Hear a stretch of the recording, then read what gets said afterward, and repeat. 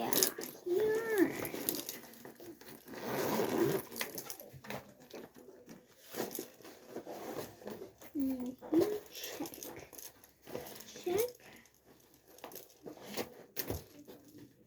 Check. Tissue check. Mask check. Oh no, I have to do my hair though.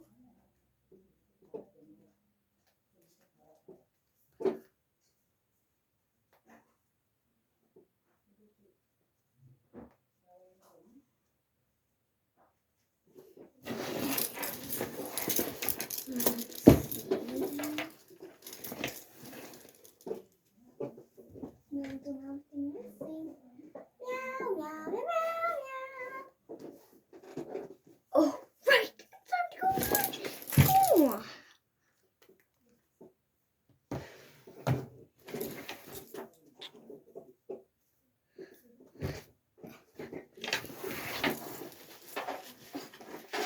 Let's go fast. Where's the key? Where's the key? Oh, here it is. Okay. I think I should go.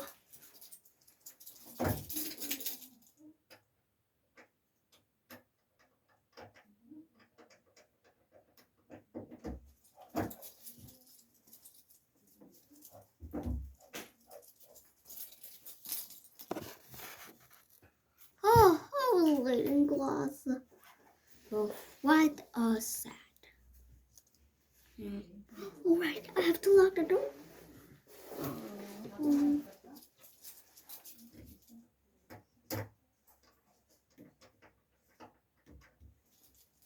Okay. There's a lot of things. Get this out.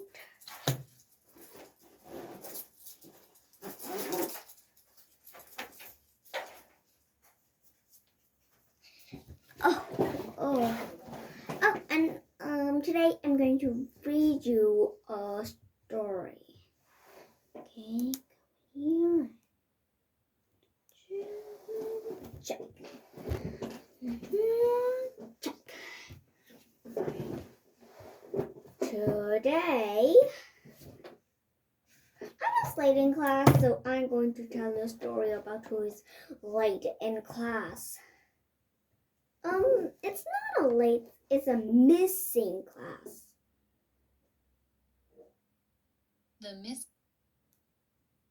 Okay, I'll make you hear it. In class. The missing class. Okay, today we're going to read The Missing Class. Ready to read? Yeah, but what class is missing? Do you know? No, we have to know it when we read it.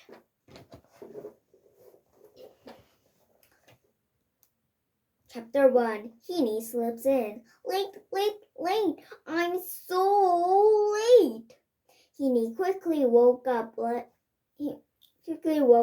late.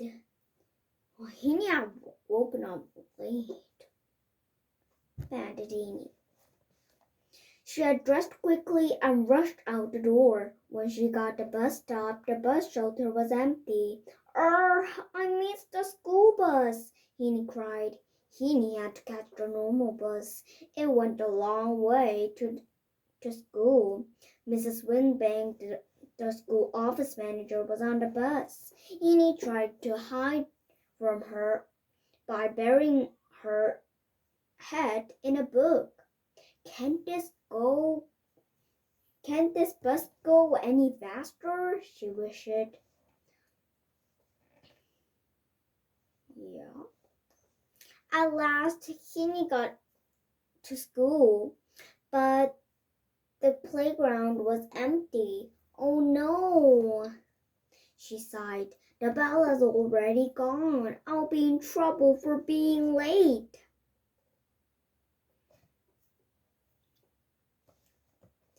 Heaney had never been in trouble at school before. Late. I'm so late, panted Heaney as she rushed through the school gate. The canteen the lunch order in the canteen basket, but the basket wasn't there. Gone already. I really am late, puffed Teeny. Maybe she is really trouble. She ran towards the classrooms. She hurried down to the corridor and passed her bag on a hook. Then she flung open the classroom door and bounded in. Sorry for being late, Miss Heaney froze. The classroom was empty. Miss Fazio has already taken the roll, thought Heaney. Everyone is in the hall for assembly. Heaney sped to the school hall. This time, she quietly opened the door. She didn't want the whole school to see her coming late. He would imagine Mr. Zapple, the principal, scolding her. Thank you for finally joining us, Heaney. But Heaney did not find a crowded hall. The hall was empty. Where could everyone be? Why is my class missing? Heaney thought. Maybe today was the day Mr. Taylor was taking everyone to the park to practice for the cross-country run. Heaney sort of remembered a note about something like that, maybe. Maybe, I think she go to her class like this. To me. Chapter 2, all to herself. Heaney went back to her classroom and just stood there. All alone. With anyone gone, the room felt much bigger. Heaney stood in front of the empty desks and chairs and pretended to be teacher Miss Fazio. That's enough, Bruno, Heaney said firmly. Stop talking, Beatrice and Brooke, or I'll have to separate you.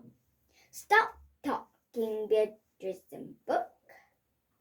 Sit still, Nelson. Well done, Heaney. You are so clever. I think I'll make you student of the week, she gushed. Heaney found one of Miss Fazio's student of the week certificates. She wrote her name on it, handed it to herself, and took a big bow. Then Heaney noticed a desk and chairs placed right at the back of the room. I wonder what it's like to be Holly and sit way up the back, she thought. She was doing like this all the time. Well,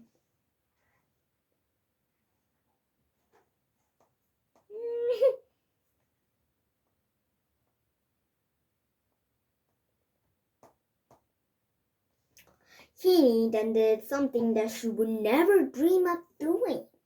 She walked on the desks to the back of the room. She sat and rocked on the chair just like Holly did. She stared at the window just like Holly did. Holly has a great view from here. She can see the whole bottom of the sports field. Heaney continued to explore. She walked back over the desks and sat in Nelson's seat right in front of Miss Fazio's desk. Wow, said Heaney. Miss Fazio can see everything Nelson does. Chapter 3, Sacked. Heaney looked up at the board. I wonder what it's like to have your name on a sack. She thought. The sack was a corner of the board where Miss Fazio wrote the names of naughty children. You had to be really naughty to get your name in the sack. Heaney never had her name in there. Heaney walked up to the board. She took a deep breath and wrote her name in big letters in the sack.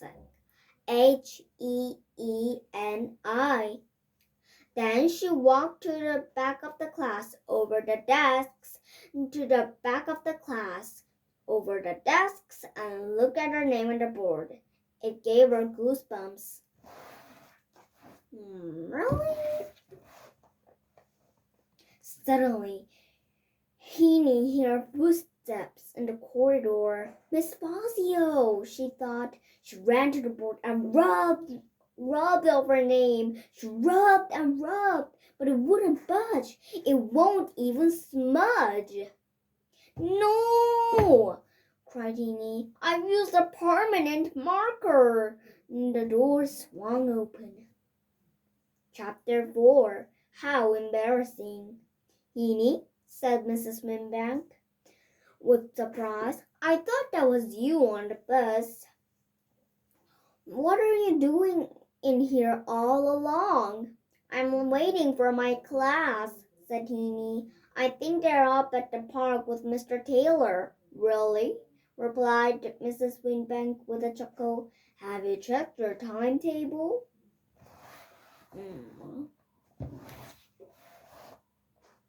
I know it off by heart, said Heaney proudly. On Mondays we have library, Tuesdays we have computers, Wednesdays we have art, Thursdays we have music, and on Fridays we have sport with Mr. Taylor. And on Saturday? Asked Mrs. Winbank. Saturday? Gasped Heaney. Is it really Saturday? Mrs. Winbank nodded. Heaney went bright red. How embarrassing! Heaney whimpered. Don't worry, love, said Mrs. Winbank. I'll call your mom. She can come to pick you up. Wait, cried Heaney. Could you do something for me first, Mrs. Winbank? Heaney pointed shakily on her name on the board. Could you get off my name of the sad sack? I wrote it myself, but I used a permanent marker. Mrs. Winbank found some special spray under Miss Fazio's desks. She gave Heaney's name a spray and a wipe, and the name vanished. Gone, said Mrs. Winbank with a smile, like you were never there or here. I think it's a great one. Now, it is done of the story. Actually, don't you think the story was fun? Well, I think it was fun because it's fun. You say fun when you're fun. Yeah. I sometimes late on my class today. It was fun reading with you. Bye.